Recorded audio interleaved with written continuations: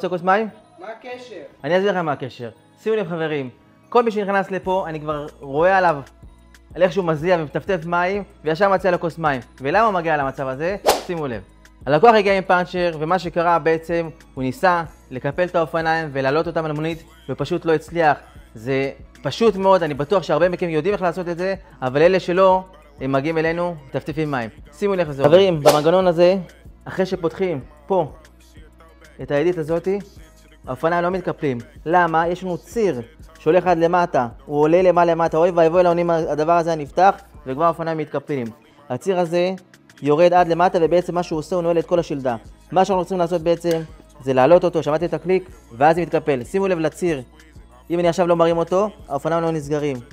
אתם רואים? אני צריך להרים את זה, ורק אז לסגור. ככה לא תגידו מטפטפים מים, אבל בכל זאת תוכלו לקחת כוס מים. לחיים.